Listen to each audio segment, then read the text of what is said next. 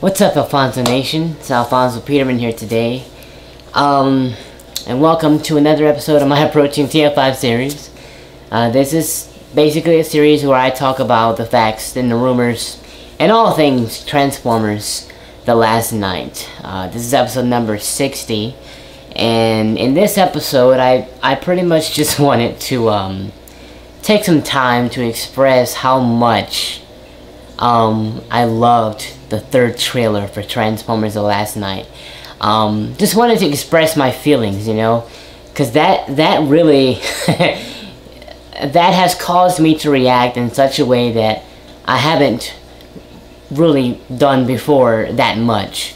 The only other couple times I've done that was the ending of Predacons Rising, when Optimus Prime gave himself over to the Allspark, and also the ending of Deadlock, when the Autobots were walking into the space bridge and the music was playing and Optimus Prime shook Ratchet's hand and walked off. And then also the death of Bumblebee in Transformers Prime. That was a very emotional experience for me, but this one here took the cake. This trailer, this third trailer for Transformers 5, really made history, made personal history, because I've never reacted in such a way. As many of you know, I kind of try to gather myself so that I can still talk, because I was still being filmed and I was trying to really express my feelings and not just like burst. But after that video, man, I probably spent like an hour and 30 minutes just crying and just shaking and trying to get myself together, because that's how much it impacted me. And it impacted me so intensely that I'm making a separate video about it, because that's how important that trailer was to me. And it wasn't just the trailer, you know, with the action and Anthony Hopkins, and you know, it was a combination of a bunch of stuff that really caused me to react in the way that I did. So in this video, I just wanted to pretty much break down what was it that made this trailer so great, made this trailer, to me, the best trailer in the entire trilogy. So basically, you know, the trailer is filled with action and brand new scenes and, you know, the narration of Sir Edmund Burton and, you know, different things going on, different story elements and everything. But there were certain things in that trailer that really got me. And, you know, there's no way I can explain this. There's no way I can really explain this outside of using the analogy of Bumblebee versus Brawl in 2007. For some reason, that just came to mind when I was thinking of how I felt with the trailer. Bumblebee versus Brawl. That is how I can relate how I felt about the trailer and how it impacted me. And I'll explain. So, if you guys remember, back in 2007, Bumblebee and Brawl didn't really physically fight, but they were in a battle against each other. That was when Bumblebee had one leg and he was tied to the back of that tow truck, and Michaela was driving backwards. You know, you drive, I shoot. And Bumblebee was shooting, and Brawl was, you know, pretty much standing up. He didn't actually run towards Bumblebee. But there were moments in that little battle where Bumblebee would shoot. He was shooting a lot. He kept shooting, and it kept hitting Brawl. You know, it was kept impacting him. And one actually hit him in the chest, and he flipped around. So he was being hurt by Bumblebee for a while, and then eventually Bumblebee killed him. But that's how I can relate. You see just how each bullet impacted Brawl in its own unique way. It's the same way that each certain scenes impacted me. The Optimus and Quintessa, Optimus and Bumblebee, you know, the Knights of Cybertron. You know, there's different scenes in there that impacted me to a certain extent. And it was, you know, it really made me like freak out, like little minor freak outs, like, oh my god, oh god, oh bleep, you know. And that is how I can relate that to that scene. But there was one bullet. There was one cannon shot that Bumblebee did towards Brawl that wiped him out. It was that last shot that hit Brawl in the spark. Brawl flipped and he fell. And he was gone. Wiped out, no return. I relate that to that particular scene near the end of the trailer when Optimus Prime... I can't believe I'm even saying this. When Optimus Prime said, "For my world to live, yours must die." Oh my god, that thing broke toward... It literally broke through my shell. My emotional shell. It broke every barrier and hit me straight in the core. I have never felt that before. So I relate that to the final shot that Bumblebee shot at Brawl, and it wiped him out completely. No return. That was it. So the reason why that particularly is what caused me to lose it is because, you know, I kind of tried to explain it in the reaction video, but I couldn't because I was still in the moment. But as I said, you know, Optimus Prime is my childhood hero. He inspired me to be who I am today.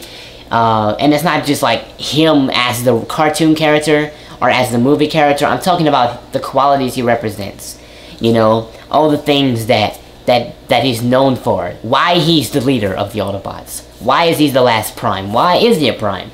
To begin with. All these things, all these attributes that contribute to his character was very inspiring to me as a child. So I was like, man, I'm gonna be more brave like Optimus, or I'm gonna be, you know, I'm gonna make more wiser decisions like Optimus, or I'm gonna, you know, I'm gonna be humble like Optimus. You know, I just kind of took his characteristics and I tried to line it up as my own to try to better myself, because that's how much I respected him and I looked up to him as a character.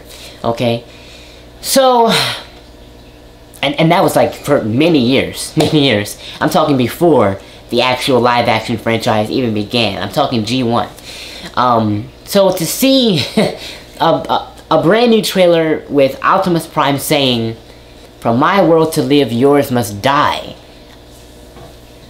that broke me.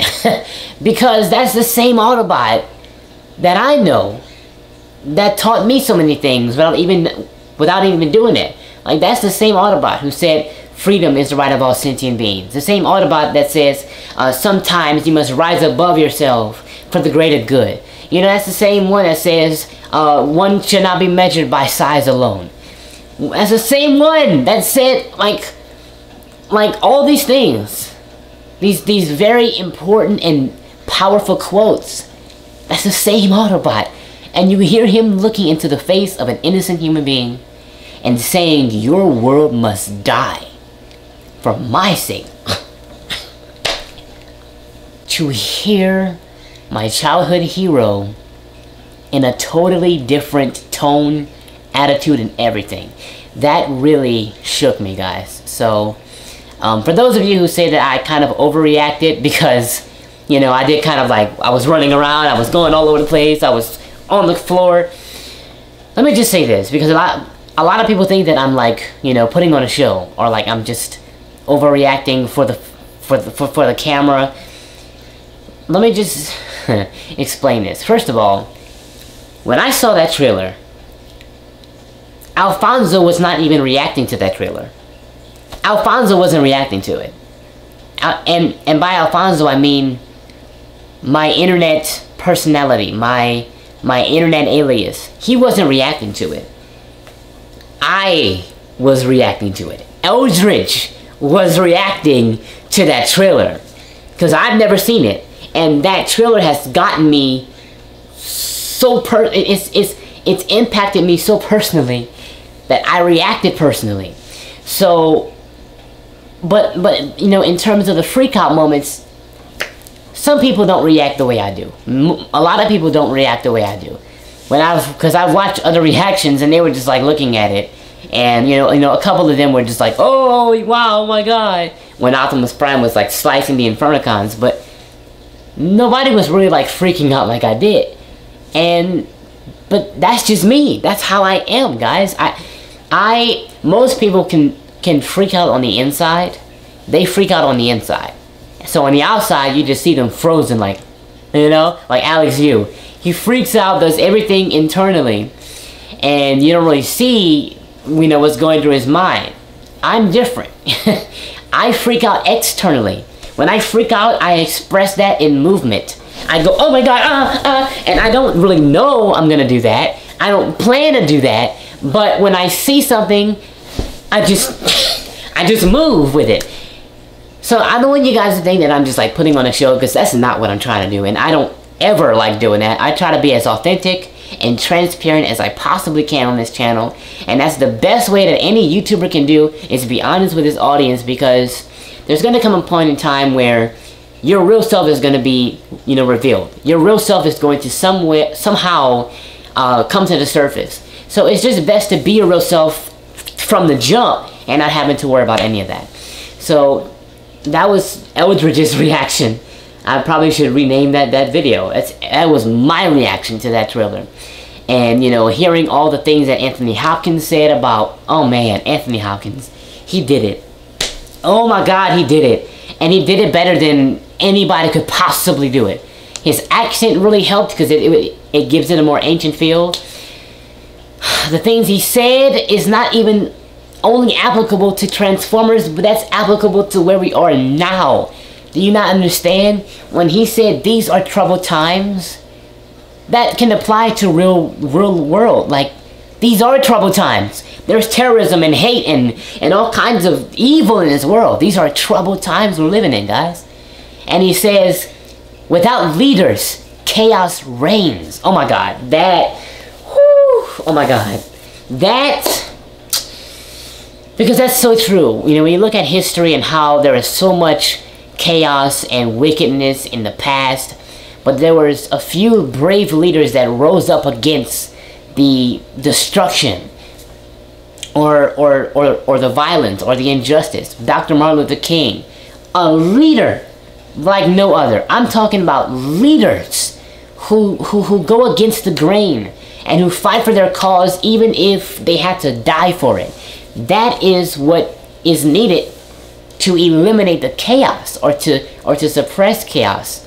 So that, to me, transcended that movie. It transcended the plot of that story to real life, because what he said was so true. He said, you know, without leaders, chaos reigns. Two worlds collide, and you're all that stand in its way. That's so freaking true. Because we the people, you know, of the US, or if you're in the United Kingdom, or wherever you are, if there's injustices, or there's something that you see that shouldn't be, you are the one that's standing in its way. You can rise up and be that leader. And you can, oh my god, you can stand in its way. So, to me, what he said, like, personally affected me in a way beyond imagination. Not to mention the soundtrack. The soundtrack. That was the best possible soundtrack for that movie. I can't imagine anything else doing better. That was perfectly, I mean, the strategy, everything. So, yeah, there was a lot of elements that contributed to my breakdown. You know, I didn't just break down because the trailer was cool or whatever. I really broke down because it got to me on a personal level. You know, the likes of which I've never really experienced before, especially just with the trailer. So let me know how that trailer made you feel in the comment section below. I will read those, and you can share your story with me, and I do read comments. If you have not subscribed to this channel yet, if you're new, hit that subscribe button. Show some mad support for me, guys. I would really appreciate it. And yeah, guys, that's all I have to say for today. Thank you for watching. My name is Alfonso, and I will see you in my next video. Peace out.